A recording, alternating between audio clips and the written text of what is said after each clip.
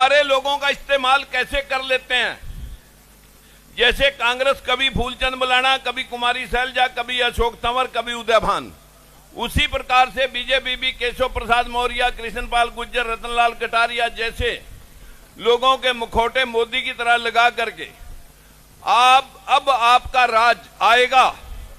आप समझ भी नहीं पाते कि फिर कहूंगा ओबीसी में जागरूकता तो बढ़ रही है, चाहे वो हमारे डर से ही सही, लेकिन ये पार्टियां कम से कम हमें सलाम करने तो लगी हैं। साथियों, यदि एससी बीसी समाज में एससी बीसी समाज अपने कहीं तो महापुरुषों को पढ़ लेता, ज्योतिबा फूले, भीमराव अंबेडकर, पेरियार रामास्वामी, रविदास, कबीरदास, गौतम बुद्ध को पढ़ लेता, तो आज चंद्रगुप्त मौर्य, अशोक सम्राट जैसे नेता पैदा हो सकते थे। जो देश में हुआ नहीं वो पढ़ाया गया। तक्षशिला, नालंदा, विक्रमशिला, अनेकों विश्वविद्यालय हमारे देश में विदेशों से बच्चे पढ़ने आते थे, लेकिन आज हमारे बच्चे बाहर जा रहे हैं पढ़ने के लिए, आजीविका कमाने के लिए। यह देश बार बार गुलाम क्यों हुआ? क्योंकि हमें अंधभक्ति बचपन से सिखाई जाती है, संविधान और विज्ञान पढ़ करके सवाल करना नहीं।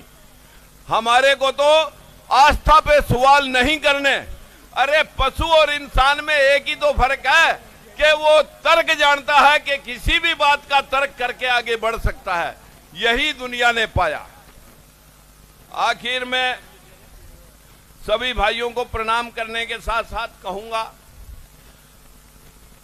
साथियों, बड़े पेड़ों के नीचे कभी छोटे पेड़ पैदा नहीं होते, होते हैं तो परवरिश नहीं होती। बड़े तो पेड़ तभी होंगे, फलेंगे, फूलेंगे जब ऊपर की छाया हटेगी। क्योंकि जिन लोगों ने भी इतिहास रचा, जो हमारे से आगे, जो देवीलाल, कांशीराम, मुलायम सिंह, जितने लोगों को मैं कहूंगा, जिन लोगों ने भी इतिहास रचा, वो पीछे से हट करके नई राह बना करके समाज को आगे लेके गए। आज समाज जागरूक हो रहा है, आपको लोग सलाम करते हैं, क्योंकि समाज में आज आप अपने हकों के लिए लड़ना तो सीख गए, लेकिन वोट डालना अभी नहीं सीखा। लड़ना सीख गए लेकिन वोट डालना भी नहीं सीखा। साथियों, 27 वर्षों में 1996 से विधायक, सांसद, मंत्री पद की बलि 3 बार 27 वर्षों में दे दी। लेकिन राजनीति मेरा और मेरे परिवार का पेशा नहीं है। मैं तो, हमारी हिस्सेदारी, हमारी संख्या 10% है, हिस्सा अभी 2% है, और टोटल ओबीसी की संख्या 55% है, हिस्सा 11% है। शेड्यूल कास्ट की हिस्सेदारी 23% है, संख्या 23% है, लेकिन मिला अभी तक 12% है। हमारे को मिला 5वां हिस्सा, और जो ऊपरले लोग हैं वो ले रहे, जो 15% लोग हैं 75% ले रहे हैं, अपने से 5 गुना। यही लड़ाई है, यही लड़ाई आपको लड़नी है साथियों। मैं ज्यादा कुछ ना कह करके, आप लोग कहते हैं कि पार्टी क्यों छोड़ दी, जब सुप्रीम कोर्ट के दिए गए फैसले भी नहीं लागू हो सके, तो फिर इस तरह की नापुंसकता के साथ राजकुमार सैनी ना कभी जिया है और ना इस तरह की जीवन कभी मैंने पाला। मैं साथियों, सभी पार्टियों में हमारे कुछ लोगों ने जाने का प्रयास किया। हमारे जिन नेताओं ने पार्टियां छोड़ी वो एक दूसरी पार्टी में भी जाने का प्रयास किया, लेकिन सभी जगह एक ही हाल हुआ। सभी को जांच परख करके, चेक करके, मैंने आपके सहयोग से, आप सभी ने मिलकर के एक राजनीतिक दल की स्थापना की थी। कुछ लोग भूल गए, कुछ लोगों को अभी याद है, जिनकी वजह से मैं लग रहा हूं।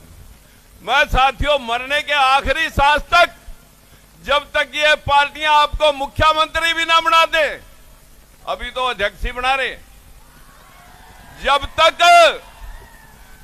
तक ये लोग आज तो एक मैं आपको 2 महीने के अंदर अंदर कांग्रेस पार्टी को भी आपके कटघरे में खड़ा करके दिखाऊंगा। आप सोचना कि कोई लड़ रहा है आपके लिए, चिंता मत करें, बस लड़ना और वोट डालना सीख लें। अगर आप पिछले बार 20-20, 30-30 हजार वोट डाल देते, अब तक तो सारी पार्टियां तुम्हारे कदमों में कि हम ही बनाएंगे तुम्हारे को मुख्यमंत्री। अन्यथा हमारी वोट लेते हैं, हमारे को दिखा के कहीं केशव प्रसाद को दिखा देते हैं, कहीं कृष्ण पाल को दिखा देते हैं, कहीं किसी को रतनलाल कटारिया को, और अब भी ऐसा ही। जागरूक रहना है, जागरूक, भाव में नहीं बहना, युद्ध लड़ना है, युद्ध लड़ना है मेरे भाइयों। आप बहनों और भाइयों से मैं इत्मीनान से कह सकता हूं, इसी 2024 में आपका हिस्सा सुनिश्चित करके दिखाएंगे। अन्यथा इन सम्मेलनों से राजस्थान में, जयपुर में भी सम्मेलन हुआ, ले देखा एक सरकार थी वो निमट गई। कहीं ऐसा ना हो कि आप भावों में बह करके अपनी दिशा और दशा भूल जाएं। हम अपना हिस्सा लेके मरेंगे साथियों, संकल्प लो कि हम अपने हिस्से की लड़ाई खुद लड़ेंगे। नमस्कार, धन्यवाद।